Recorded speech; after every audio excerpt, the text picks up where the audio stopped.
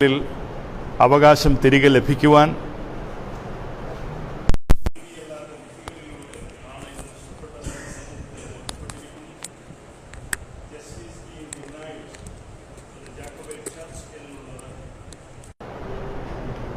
കേന്ദ്ര സർക്കാരിനെയും ബോധ്യപ്പെടുത്തുവാൻ യാക്കോബായ സുറിയാനി സഭയ്ക്ക് സാധിച്ചിട്ടുണ്ട്. ആർക്കാണ് ഈ നീതി ഞങ്ങൾക്ക് തരുവാൻ സാധിക്കുന്നത് എന്നുള്ളതിൻ്റെ അന്വേഷണത്തിലാണ്. ആ അന്വേഷണം പുരോഗമിക്കുന്നുണ്ട്. അതുകൊണ്ടാണ് പുതിയതായിട്ടൊന്നും ഇപ്പോൾ പറയാനില്ല എന്ന് നിങ്ങളോട് ആദ്യമേ പറഞ്ഞിട്ടുള്ളത്. സഭയെ സംബന്ധിച്ചിടത്തോളം സഭയ്ക്ക് പ്രധാനം സഭ തന്നെയാണ്, രാഷ്ട്രീയമല്ല. രാഷ്ട്രീയം സഭയ്ക്ക് പ്രാധാന്യമില്ലാത്തതാകയാൽ രാഷ്ട്രീയത്തെക്കുറിച്ച് ഇപ്പോൾ പറയുന്നില്ല, എല്ലാവരോടും സമാനമായ സമീപനം. എന്നാൽ ഈ ഇലക്ഷനിലെ ഓരോ സുറിയാനിക്കാരൻ്റെയും വോട്ട് സഭയ്ക്ക് വേണ്ടി ചോദിക്കാൻ സഭ ആഗ്രഹിക്കുന്നുണ്ട് എന്ന് കരുതി സഭ ഒരു രാഷ്ട്രീയ പാർട്ടി ഉണ്ടാക്കുന്നെന്നോ സഭ കാൻഡിഡേറ്റ്സിനെ ആ രാഷ്ട്രീയ പാർട്ടിയുടെ ലേബൽ നിർത്തുന്നോ എന്നൊന്നും ആരും കരുതേണ്ട ആവശ്യവുമില്ല. അടുത്ത ദിവസങ്ങളിൽ സഭയുടെ മാനേജിംഗ് കമ്മിറ്റി കൂടുന്നുണ്ട്. ഇന്നലെ സഭയുടെ വർക്കിംഗ് കമ്മിറ്റി അടിയന്തരമായി കൂടിയിരുന്നു. കുറേ ആലോചനകളും കുറേ നിർദ്ദേശങ്ങളും കുറേ അണ്ടർസ്റ്റാൻഡിങ് ധാരണകളുമുണ്ട്. ആ ധാരണകൾ അതിൻ്റെ പൂർണ്ണതയിലെത്തണമെങ്കിൽ അല്പവും കൂടി സാവകാശം വേണം. അതുകൊണ്ട് തന്നെ ഇന്നത്തെ സാഹചര്യത്തിൽ സുനഹദോസിൻ്റെ നിശ്ചയം ഒന്നുകൂടി ആവർത്തിക്കുന്നു. വിശ്വാസികൾക്ക് അവരുടെ വോട്ട് സഭയ്ക്ക് വേണ്ടി തരുവാൻ സഭ ആവശ്യപ്പെടും. അതിലപ്പുറത്തേക്ക് ഇപ്പോൾ ഒന്നും പറയാനായിട്ട് സാധിക്കുകയില്ല. മാനേജിംഗ് കമ്മിറ്റി കൂടുന്നതും മാനേജിംഗ് കമ്മിറ്റിയിലെ തീരുമാനവും സഭയെ സംബന്ധിച്ചിടത്തോളം അന്തിമമായിരിക്കും. വർക്കിംഗ് കമ്മിറ്റിയും സുന്നഹദോസും ചില നിർദ്ദേശങ്ങൾ മാനേജിംഗ് കമ്മിറ്റിയിലേക്ക് വയ്ക്കുന്നുണ്ട്. അതുകൊണ്ട് അധികം വൈകാതെ മാനേജിംഗ് കമ്മിറ്റി കൂടി സഭയുടെ ഒരു തീരുമാനം അല്ലെങ്കിൽ സഭയുടെ ഒരു നിലപാട് അത് വിശ്വാസികളെ അറിയിക്കുന്നതായിരിക്കും. സ്വാഭാവികമായിട്ടും അത് മാധ്യമങ്ങളിലൂടെ പൊതുസമൂഹത്തെയും അറിയിക്കുന്നതായിരിക്കും.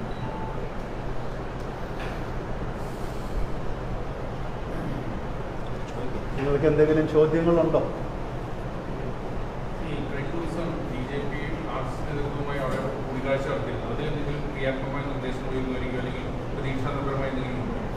RSSമായിട്ട് ചർച്ച ചെയ്തു എന്നുള്ളത് ശരിയാണ്.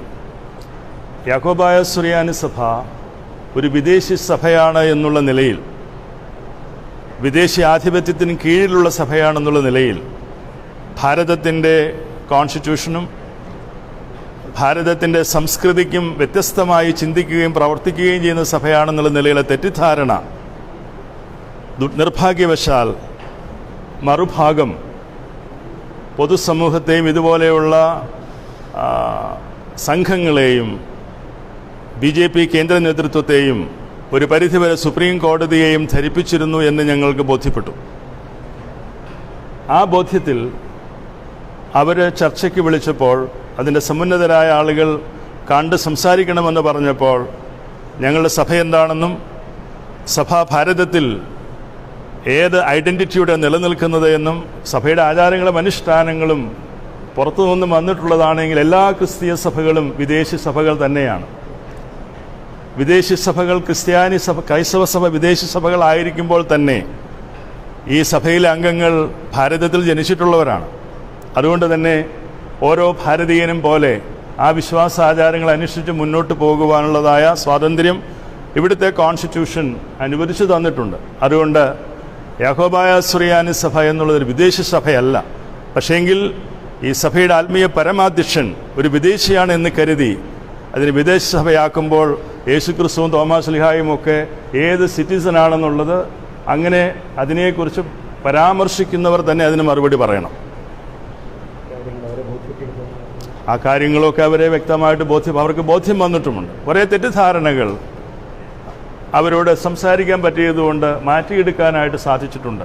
മാത്രവുമല്ല, ഈ കോടതി വിധികളിലൂടെ ഇതുവരെ നടന്നിട്ടുള്ള കാര്യങ്ങളിൽ നീതി നിഷേധിക്കപ്പെട്ട ഒരു സമൂഹമാണ്. നീതി ലഭിച്ചിട്ടില്ല. പക്ഷേ കോടതി വിധി ഒരു വിഭാഗത്തിന് മാത്രം അനുകൂലമായിട്ട് വന്നു എന്നുള്ളതിൽ അവർക്കും ബോധ്യങ്ങൾ വന്നിട്ടുണ്ട്. അതുകൊണ്ട് ആ ചർച്ചകളെല്ലാം ഗുണപരമായിട്ട് മാത്രമേ ഞങ്ങളതിനെ കാണുന്നുള്ളൂ. ഭാരതം പോലെയുള്ള ബഹുസ്വരതയുള്ള ധാരാളം മതങ്ങളുള്ള ഒരു രാജ്യത്ത് ഒരു വിഭാഗത്തെയും ഒരു സമൂഹത്തെയും മാറ്റി നിർത്തേണ്ടതായ ആവശ്യമില്ല.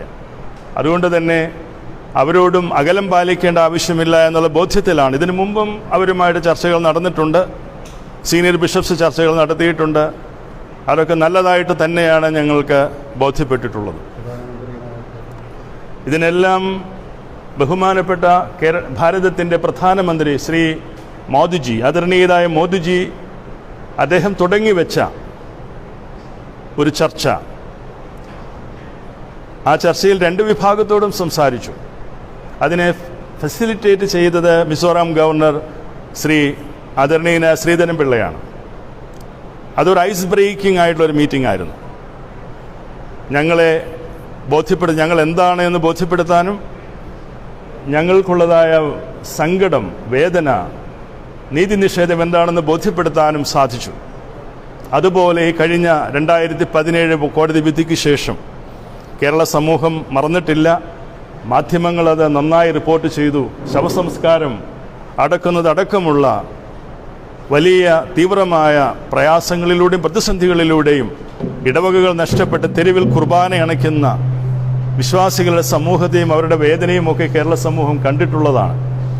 അതെല്ലാം ബോധ്യപ്പെടുത്തുവാൻ സാധിച്ചു. അതിൻ്റെ പശ്ചാത്തലത്തിൽ സ്വാഭാവികമായിട്ടും ആ ചർച്ചകൾ ഇപ്പോഴും തുടരുന്നുണ്ട്. സഭയെ സംബന്ധിച്ചിടത്തോളം ഇവിടെ ഒരു രാഷ്ട്രീയത്തെക്കാട്ടിൽ അപ്പുറം സഭയ്ക്ക് രക്ഷയുണ്ടാകണം, സഭയ്ക്ക് നീതി ലഭിക്കണം. ഇനിയും പള്ളികൾ നഷ്ടപ്പെടാൻ പാടില്ല. അതിനുള്ളതായ സഹായം, അതിനുള്ളതായ ഉറപ്പ് അതാര് തരുന്നുവോ ആ ഉറപ്പിൽ വിശ്വാസം ഞങ്ങൾക്കുണ്ടെങ്കിൽ ആ നിലയിലായിരിക്കും സഭയുടെ മുന്നോട്ടുള്ള, സഭയ്ക്ക് വേണ്ടി വോട്ട് എന്നുള്ള രീതിയിലുള്ള തീരുമാനം നയിക്കുന്നത് എന്ന് മാത്രമേ ഇപ്പോൾ പറയാൻ സാധിക്കുകയുള്ളൂ. പല നേതാക്കളും ഓർത്തഡോക്സ് സഭയ്ക്ക് അനുകൂലമായ നിലപാടാണ് പരസ്യമായി സ്വീകരിച്ചത്. അപ്പോൾ ആ സാഹചര്യത്തിൽ നിങ്ങൾ ബിജെപിയുടെ ഏത് തരത്തിലുള്ള രീതിയാണ് പ്രതീക്ഷിക്കുന്നത്?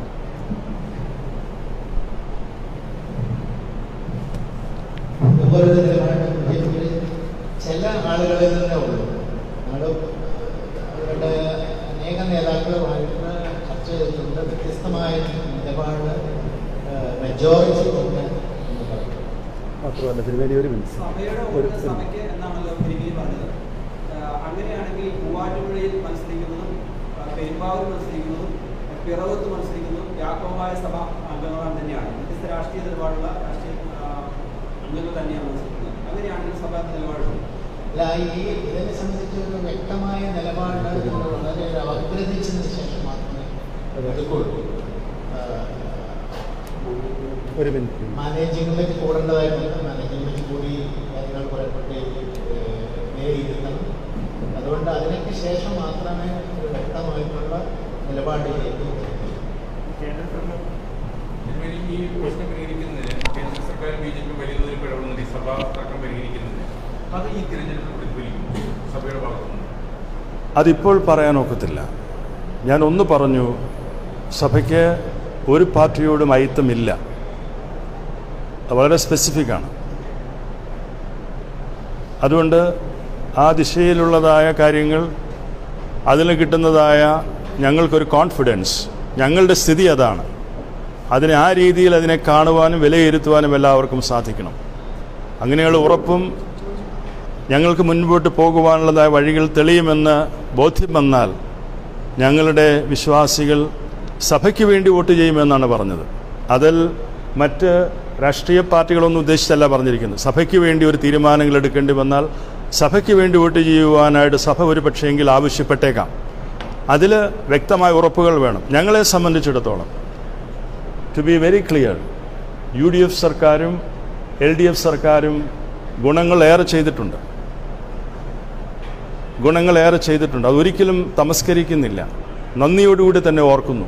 പക്ഷേ ഈ സർക്കാരുകൾക്ക് ചെയ്യുന്നതിനുള്ളതായ പരിമിതികൾ ഈ കഴിഞ്ഞ കാലങ്ങളിലൊക്കെ നമ്മൾ കണ്ടു കഴിഞ്ഞതാണ്. സർക്കാരുകൾക്ക് ധാരാളം പരിമിതികളുണ്ട്. ആ പരിമിതികൾ മറികടക്കണം, നീതി ലഭിക്കണം. അതുകൊണ്ട് സഭയ്ക്ക് മുൻപോട്ട് വാതിലുകൾ അടഞ്ഞു കിടക്കുന്നു. ആ വാതിലുകൾ തുറക്കപ്പെടണം. എങ്കിൽ മാത്രമേ സഭയ്ക്ക് ഇവിടെ നിലനിൽക്കാനാവുകയുള്ളൂ. 650ഓളം ദൈവാലയങ്ങൾ, 52 പള്ളികളും പോയതുപോലെ പോകുവാൻ ഉള്ള സാധ്യതകളോടെ നിലനിൽക്കുകയാണ്. 2017 ശേഷമുള്ള കോടതി വിധികൾ അങ്ങനെയാണ്. കോടതി വിധികൾ അങ്ങനെ നിൽക്കുമ്പോൾ ഗവൺമെൻറ്റുകൾക്ക് ചില പരിമിതികളുണ്ട്. ആ പരിമിതികൾ ഞങ്ങൾ മാനിക്കുന്നു. മനഃപൂർവ്വമായിട്ട് ദ്രോഹിക്കുന്നു എന്നൊന്നും ഞങ്ങൾ ഒരിക്കലും പറയുകയില്ല.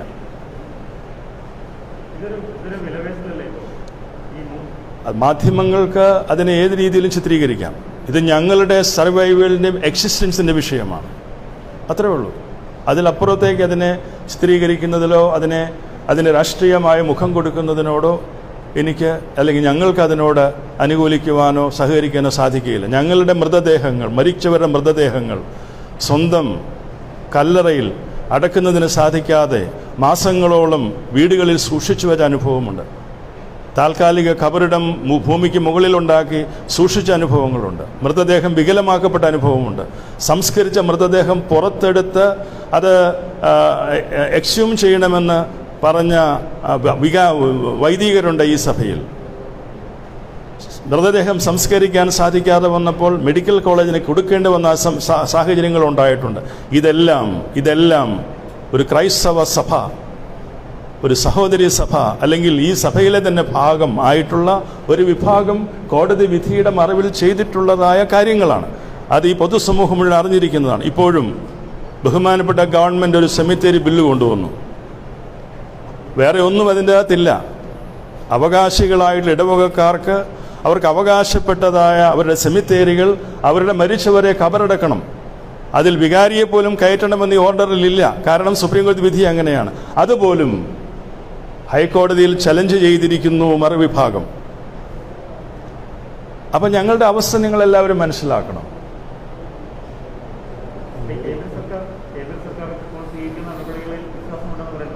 ഒരു കാര്യം, നിങ്ങൾ സഭ ഇപ്പോൾ ഇതിനകത്ത് ഫ്ലാഷ് ന്യൂസായിട്ട് വന്നിരിക്കുന്ന സഭയ്ക്ക് നിലപാടില്ല എന്ന് പറയുന്ന ന്യൂസൊക്കെ വന്നുകൊണ്ടിരിക്കുന്നതായിട്ട് കാണുന്നു. യഥാർത്ഥത്തിൽ സഭയ്ക്ക് വ്യക്തമായൊരു നിലപാടുണ്ട്.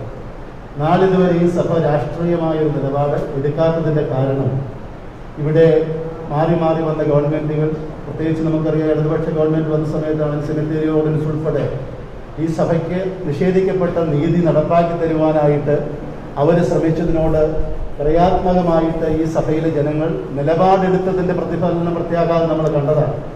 എന്നാൽ ഈ തെരഞ്ഞെടുപ്പിൽ നമ്മളെ സംബന്ധിച്ചിടത്തോളം ഒരു അതിജീവനത്തിൻ്റെയും നിലനിൽപ്പിൻ്റെയും വലിയൊരു സ്ട്രഗിളിലാണ്. അവിടെ ആരാണോ തിരുമേനിയോട് പറഞ്ഞതുപോലെ ഈ സഭയെ സഹായിക്കാനും ഞങ്ങളുടെ ഈ പ്രതിസന്ധിയിൽ നിന്ന് കരകയറ്റാനും ഏത് മുന്നണിയാണോ ആരാണോ മുന്നോട്ട് വരുന്നത് അവരെ സഹായിക്കുവാൻ, തിരിച്ച് സഹായിക്കുവാൻ, അത് എപ്പോഴും പറയുന്നത് സഭയെ സഹായിക്കുന്നവരെ തിരിച്ച് സഹായിക്കുന്നത്, സഭയുടെ വോട്ട് സഭയെ സഹായിക്കുന്നവർക്ക് വേണ്ടിയിട്ട്, സഭയുടെ വോട്ട് സഭയ്ക്ക് വേണ്ടി എന്ന് പറഞ്ഞാൽ സഭയുടെ വോട്ട് സഭയെ സഹായിക്കുന്നവർക്ക് വേണ്ടി അത് വിനിയോഗിക്കപ്പെടുമെന്നുള്ളതായ ഒരു കാര്യമാണ് ഇവിടെ സഭയുടെ വോട്ട് സഭയ്ക്കുന്നത്. അല്ലാണ്ട് സഭയ്ക്ക് മാത്രം വോട്ട് കിട്ടിയിട്ട് കാര്യമില്ല. സഭയിലെ വിശ്വാസികളുടെ വോട്ട് ആ സഭയെ സഹായിക്കുന്നവർക്ക് വേണ്ടിയിട്ട് അത് വിനിയോഗിക്കുവാനുള്ളതായ ഒരു തലത്തിലേക്ക് കാര്യങ്ങൾ, തീരുമാനങ്ങൾ, നിലപാടുകൾ സഭ പിന്നീട് അതിൻ്റെ സമയമായിട്ടില്ല ആ നിലപാടെടുക്കുമെന്നുള്ളതാണ് ആ കാര്യങ്ങളിലൂടെ വ്യക്തമാക്കിയിരിക്കുന്നത്. കേന്ദ്ര ഗവൺമെൻറ്റിൻ്റെ ഇടപെടൽ ഞങ്ങളെല്ലാവരെയും തുറന്ന മനസ്സോടെയാണ് സ്വീകരിക്കുന്നത്, കണ്ടിട്ടുള്ളത്. കേരള ഗവൺമെൻറ് ഈ കാര്യങ്ങളിൽ തുറന്ന നിലപാടുകൾ, അനുകൂല നിലപാടുകൾ എടുത്തു കഴിഞ്ഞപ്പോൾ അതിനോട് അനുകൂല നിലപാട് സഭയും എടുത്തു. അത് തദ്ദേശ തെരഞ്ഞെടുപ്പിൽ പ്രതിഫലിക്കുകയും ചെയ്തു, നിങ്ങൾക്ക് എല്ലാവർക്കും അറിയാം. ഇതുപോലെ തന്നെ കേന്ദ്ര ഗവൺമെൻറ്, ആദരണീയനായ പ്രധാനമന്ത്രി ഈ കാര്യത്തിൽ ഇടപെട്ടതിന് സംശയത്തോടുകൂടി ഞങ്ങൾക്ക് കാണേണ്ട കാര്യമില്ല. അത് ശുഭപ്രതീക്ഷയോടുകൂടെ തന്നെയാണ് സഭ ആ കാര്യങ്ങളെ കാണുന്നത്.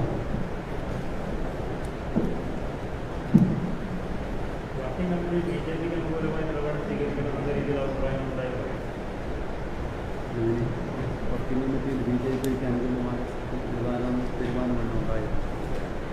ഇല്ല, അത് ഞാൻ പറഞ്ഞല്ലോ, വ്യക്തമായിട്ട് പറഞ്ഞല്ലോ.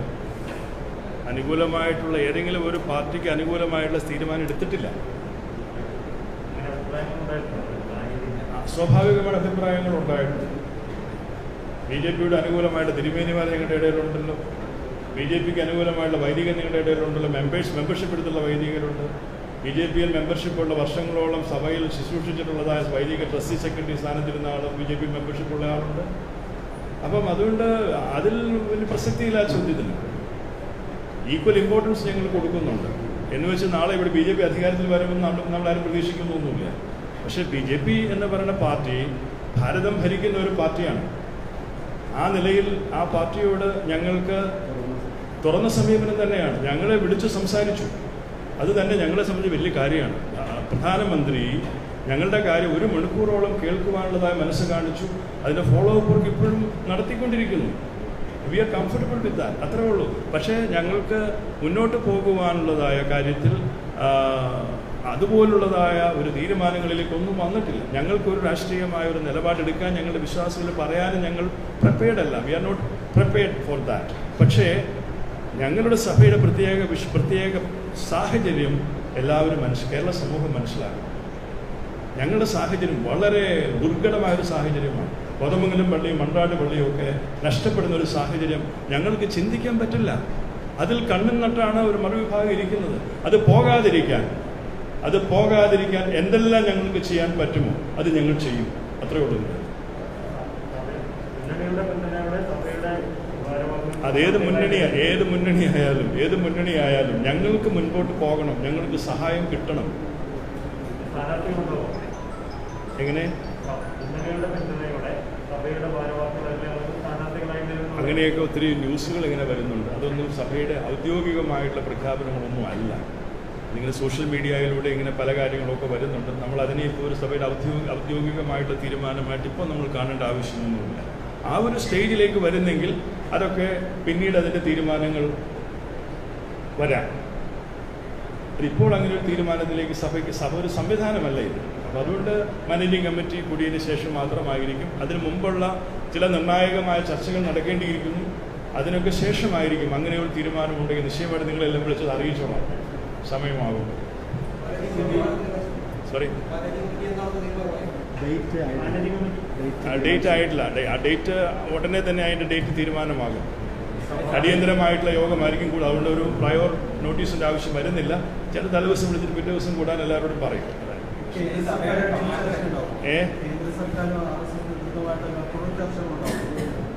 കേന്ദ്ര സർക്കാർ എപ്പോൾ ചർച്ചയ്ക്ക് വിളിച്ചാലും ചർച്ചയ്ക്ക് പോകാൻ നിങ്ങൾ തയ്യാറാണ്. ചർച്ചയ്ക്ക് വിളിക്കാൻ സാധ്യതകൾ വളരെയുണ്ട്. അതൊന്നും പറയാനൊക്കത്തില്ല. ചർച്ചയ്ക്ക് സാധ്യതയുണ്ട്, ചർച്ചയുണ്ടാകും. ഓൾറെഡി ചർച്ചകൾ നടന്നിട്ടുണ്ട്. 2 കേന്ദ്രമന്ത്രിമാരുമായിട്ടും ഓൾറെഡി ഒരു ചർച്ച നടന്നിട്ടുണ്ട്. BJPയുടെ ഗവൺമെൻറ്റിന് 2 കേന്ദ്രമന്ത്രിമാരായിട്ട് ചർച്ചകൾ നടന്നു കഴിഞ്ഞു. സ്വാഭാവികമായിട്ടും തുടർ ചർച്ചകൾക്കുള്ളതായ സാഹചര്യം ഒരുങ്ങിയിട്ടുണ്ട്. അത് വരും ദിവസങ്ങളിൽ ഉണ്ടാകുമെന്ന് പ്രതീക്ഷിക്കുന്നു. ഇല്ല, RSS നേതൃത്വത്തോടെ ചർച്ച നടന്നു. അവർക്ക് നമ്മളുടെ കാര്യങ്ങൾ മനസ്സിലായി. നമ്മളുടെ ചർച്ചിൻ്റെ ആ ഒരു ഹിസ്റ്റോറിസിറ്റിയും ഇതിൻ്റെ ട്രഡീഷനും ഇതിൻ്റെ ഫെയ്ത്തും ഈ പള്ളികളുടെ പഴക്കവും അത് ഇത്രയും കാലം ആരുടെ കയ്യിലായിരുന്നു, ഏത് ഉടമസ്ഥയിലായിരുന്നു, ഈ വിശ്വാസത്തിൻ്റെ കോൺഫ്ലിക്റ്റ്, ഇതൊക്കെ അവർക്ക് മനസ്സിലായിട്ടുണ്ട്.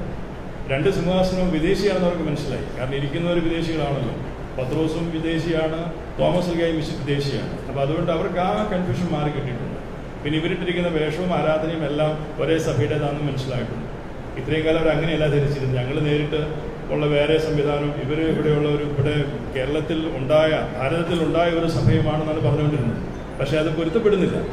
അങ്ങനെ പൊരുത്തപ്പെടണമെങ്കിൽ പല കാര്യങ്ങൾ മറിയണം. അങ്ങനെ ഉണ്ടായിട്ടില്ലാത്തടത്തോളം കാലം സിറിയൻ ഓർത്തഡോക്സ് ചർച്ച് ഒരു ചർച്ചാണ്. അതിൽ നിന്ന് അവർ വേർപെട്ടു പോയതാണ്.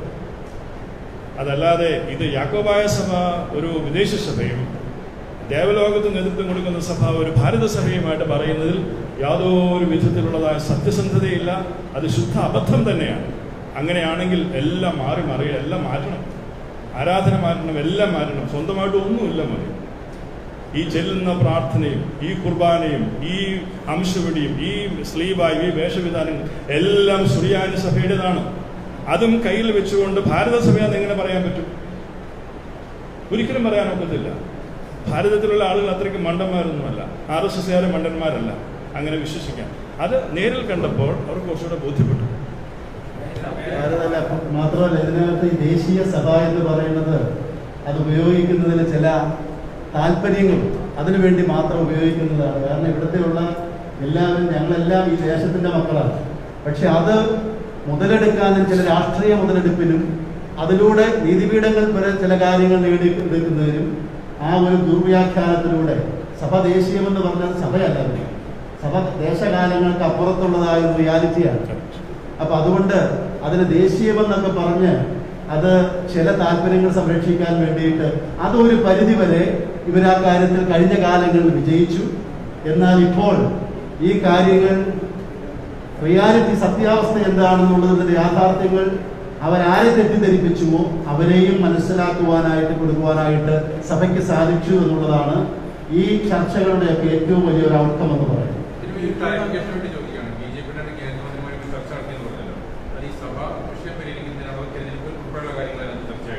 ഞാൻ ആദ്യം പറഞ്ഞു, തെരഞ്ഞെടുപ്പിൻ്റെ കാലഘട്ടത്തിൽ ഞങ്ങളോട് ചർച്ച ചെയ്യാനായിട്ട് കാണണമെന്ന് പറഞ്ഞു. ഞങ്ങൾ കാണുമ്പോൾ ഞങ്ങൾക്ക് പറയാനുള്ള സഭയുടെ കാര്യമല്ലേ ഉള്ളൂ. അത് വിശദമായിട്ട് പറഞ്ഞു കൊടുത്തു. അവർക്കത് മനസ്സിലാവുകയും ചെയ്തിട്ടുണ്ട്.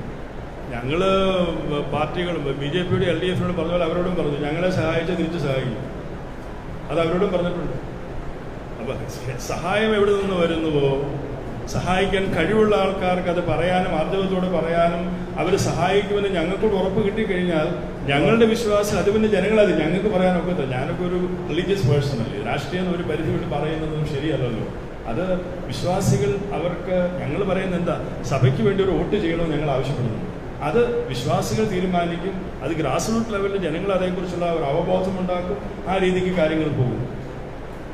ഇപ്പോൾ നടക്കുന്ന ചർച്ചയിൽ ഈ തർക്കങ്ങളിലൊരു വഴിത്തിരിവായിരിക്കുമെന്നാണ് വിശ്വസിക്കുന്നത്.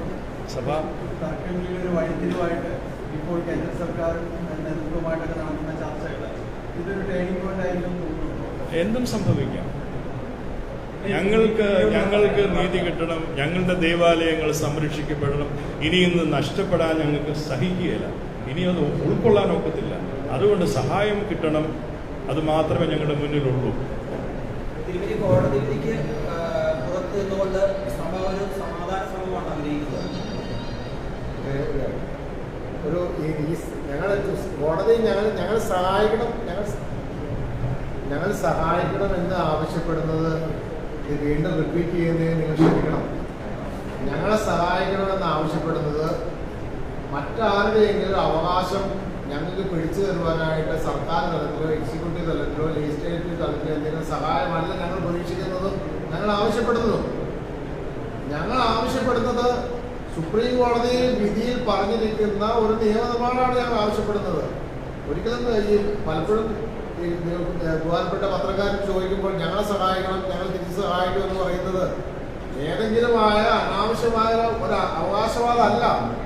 ബഹുമാനപ്പെട്ട സുപ്രീം കോടതിയിൽ വിധിയിൽ പറഞ്ഞിരിക്കുന്ന പ്രകാരമുള്ള കാര്യങ്ങൾ നടപ്പാക്കണം എന്നാണ് പറയുന്നത്. അത് മറിച്ച് ഞങ്ങളെ സഹായിക്കണം എന്ന് പറഞ്ഞാൽ ഏതെങ്കിലും ഇലക്ഷൻ വോട്ടുമായിട്ട് ബന്ധപ്പെട്ടല്ല എന്നുള്ളതൊന്ന് ശ്രദ്ധിക്കും. രണ്ട് കാര്യങ്ങളുണ്ട്. ഒന്ന്, ഈ ഒരു ഘട്ടത്തിൽ ഒരു നിയമനിർമ്മാണമോ മറ്റ് കാര്യങ്ങളോ നടക്കില്ല, നടക്കുകയാണ്. അപ്പോൾ പിന്നെ നിങ്ങൾ ഏത് തരത്തിലൊരു ഉറപ്പാണ് ഈ മുന്നണികളോട് സർക്കാരിനോട് ആവശ്യപ്പെടുന്നത്? രണ്ട്, സഭയുടെ കമാൻഡർ ആൻഡ് സാമൂഹ്യ കമ്മിറ്റി ഇവരുടെ നേതൃത്വത്തിൽ കൃത്യതയോടുള്ള സഭയുടെ നിലപാടെന്താണ്?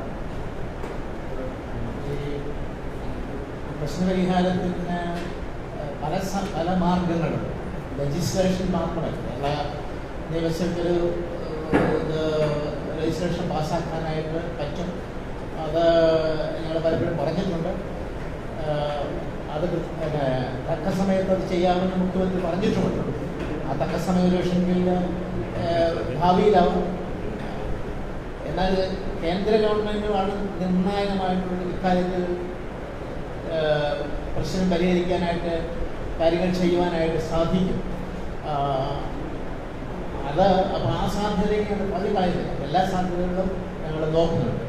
അതിൻ്റെ ഭാഗമായിട്ടാണ് കേന്ദ്രവുമായിട്ടും BJPയുമായിട്ടും ചർച്ച ഉണ്ടായിരുന്നതും മുമ്പോട്ട് ഉണ്ടാവുന്നതും.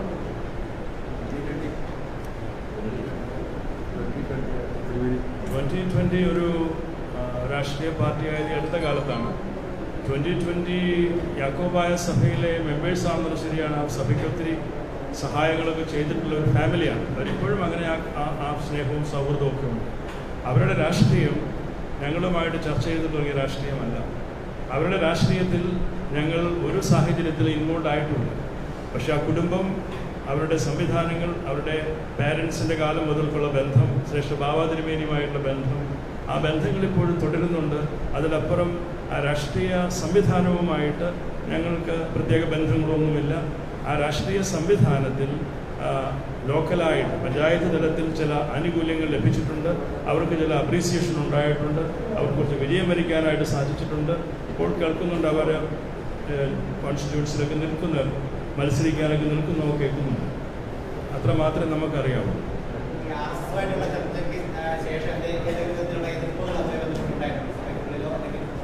അല്ല, സഭയെ സംബന്ധിച്ചിടത്തോളം ചർച്ചകൾ നടത്തുന്നതിൻ്റെ പേരിൽ സഭയിൽ ഒരിക്കലും എതിർപ്പുണ്ടാകേണ്ട കാര്യമില്ല. ഈ സഭ എന്നും ഈ വിഷയം ചർച്ചകളിലൂടെ പരിഹരിക്കുവാനായിട്ട്, നീതിപൂർവമായി പരിഹരിക്കാൻ ആരെല്ലാം മുന്നോട്ട് വന്നിട്ടുണ്ടോ അവരോടെല്ലാം ക്രിയാത്മകമായ ഒരു സമീപനമാണ് എടുത്തിട്ടിരിക്കുന്നത്. അതുകൊണ്ട് അത് ഇടതുപക്ഷമാണെങ്കിലും വലതുപക്ഷമാണെങ്കിലും BJP ആണെങ്കിലും ആര് ചർച്ചയ്ക്ക് മുന്നോട്ട് വന്നാലും സഭയിലെ ജനങ്ങൾ, വിശ്വാസികളും അത് വളരെ പോസിറ്റീവായിട്ട് ക്രിയാത്മകമായിട്ട് തന്നെയാണ് ആ കാര്യങ്ങൾ എടുത്തിരിക്കുന്നത്. മാത്രമല്ല, സഭയെടുക്കുന്ന നിലപാടുകൾ ത്രിവേണി ഇവിടെ പറഞ്ഞതുപോലെ വിശ്വാസികളും അതിന് ഒരുങ്ങിക്കൊണ്ടിരിക്കുകയാണ്. ഞങ്ങൾ അതുകൊണ്ടാണ് സഭയുടെ വോട്ട് സഭയ്ക്കെന്ന് പറയുമ്പോൾ സഭയെ ഈ സാഹചര്യത്തിൽ സഹായിക്കാൻ വരുന്നവരോട് അവരെ സഹായിക്കാൻ വിശ്വാസികൾ അതിനു വേണ്ടിയിട്ടുള്ള പ്രിപ്പറേഷനും നടക്കുന്നുണ്ട്. അതെന്താണെന്നുള്ളത് ജനങ്ങളിലേക്ക് അത് കമ്മ്യൂണിക്കേറ്റ് ചെയ്യപ്പെടുന്നുണ്ടെന്നുള്ളത് മാത്രം ഇപ്പോൾ നിങ്ങളുടെ അടുത്ത് പറയുകയാണ്.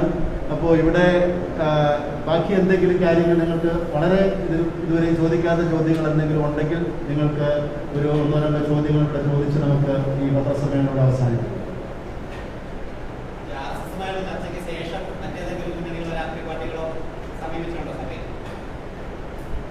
RSSുമായിട്ടുള്ളതായ ചർച്ചകൾക്ക് ശേഷം പ്രത്യേകമായിട്ടുള്ളതായ ചർച്ചകളൊന്നും മറ്റുള്ളവരുമായിട്ട് നടന്നിട്ടില്ല. പക്ഷേ ഞങ്ങളെ സംബന്ധിച്ചിടത്തോളം ആര് ഇങ്ങോട്ട് ചർച്ചയ്ക്ക് വരുന്നു, ഡോർ ഈസ് ഓപ്പൺ. അത് തന്നെയാണ് ഞങ്ങൾ എപ്പോഴും എടുത്തിരിക്കുന്ന നിലപാട്. അപ്പോൾ ആ നിലപാട് ഞങ്ങൾ തുടരുകയും ചെയ്യും. അതിനകത്ത് ഇടതുപക്ഷമെന്നോ വലതുപക്ഷമെന്നോ RSS എന്നുള്ള വ്യത്യാസമില്ല. Door is open. ആർക്കും ഈ സഭയെ നീതിപൂർവമായിട്ട്, ഇവിടെ അഡ്വക്കേറ്റ് പീറ്റർ പറഞ്ഞതുപോലെ സുപ്രീം കോടതി വിധിയിൽ തന്നെയുള്ളതായ ആ നീതി നടപ്പാക്കി തരാനായിട്ട് ആര് സഹകരിക്കുന്നുവോ അതിനോട് ക്രിയാത്മകമായി സഹകരിക്കാം. പിന്നെ ഫൈസലിൻ്റെ ചോദ്യത്തിന് അത് ഇലക്ഷൻ പ്രഖ്യാപിച്ചു എന്നുള്ളത് അതിനുള്ളൊരു തടസ്സമല്ല. അതെങ്ങനെ സഹായിക്കാമെന്നുള്ളത് സഹായിക്കുന്നവർക്ക് നിശ്ചയമുണ്ടായിരിക്കണമല്ലോ. ആ കാര്യങ്ങളൊക്കെ വരും ദിവസങ്ങളിൽ ഞങ്ങൾക്കറിയാം. താങ്ക്സ്.